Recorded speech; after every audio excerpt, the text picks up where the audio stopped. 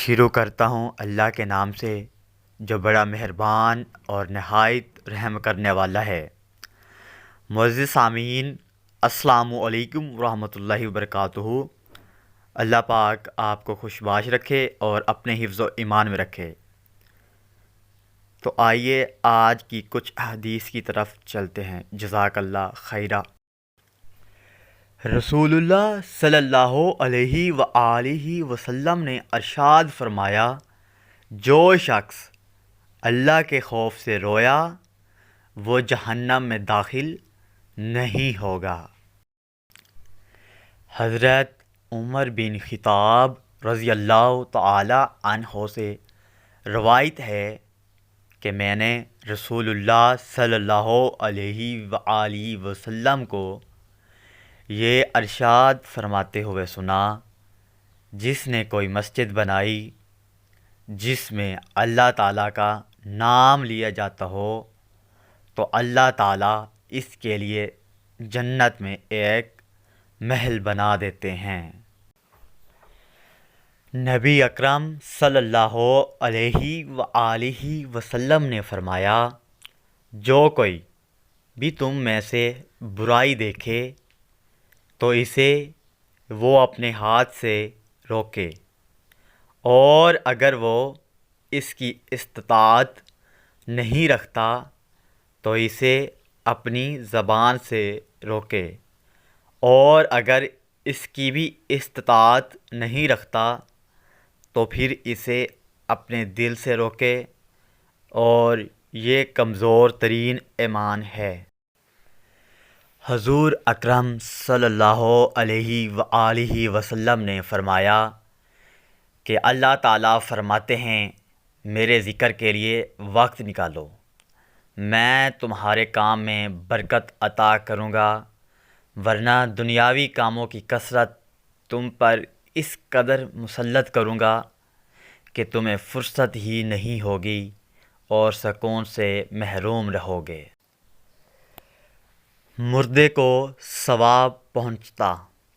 حضرت ابو ہریرہ اور رضی اللہ تعالی عنہ سے روایت ہے کہ نبی صلی اللہ علیہ وآلہ وسلم نے فرمایا، جب انسان مر جاتا ہے تو اس کے عمل کا سلسلہ ختم ہو جاتا ہے، مگر 3 چیزوں کا ثواب اسے ملتا رہتا ہے۔ ایک صدقہ جاریہ، یا وہ علم جس سے فائدہ اٹھایا جائے، یا نیک اولاد جو اس کے لیے دعائے خیر کرتی ہے۔ حضرت حذیفہ رضی اللہ تعالی عنہ روایت کرتے ہیں کہ محمد رسول اللہ صلی اللہ علیہ وآلہ وسلم نے فرمایا، نیکی کا حکم دینا اور برائی سے روکنا، نماز پڑھنا، صدقہ کرنا اور روزے رکھنا، یہ سارے اعمال اہل و عیال، مال اور اولاد میں آدمی کی آزمائش سے کفارہ بن جاتے ہیں۔ حضرت ابو سعید خدری رضی اللہ تعالی عنہ سے روایت ہے کہ نبی اکرم صلی اللہ علیہ وآلہ وسلم نے فرمایا، جس شخص نے یوں کہا، میں اللہ کے رب ہونے پر، اسلام کے دین ہونے پر اور محمد صلی اللہ علیہ وآلہ وسلم کے رسول ہونے پر راضی ہوں، اس کے لیے جنت واجب ہوگی۔ سبحان اللہ۔ ہمیشہ سچ بولو۔ رسول اللہ صلی اللہ علیہ وآلہ وسلم نے فرمایا، تم سچائی کو لازم پکڑو اور ہمیشہ سچ بولو، کیونکہ سچ بولنا نیکی کے راستے پر ڈال دیتا ہے اور نیکی جنت تک پہنچا دیتی ہے۔ سبحان اللہ۔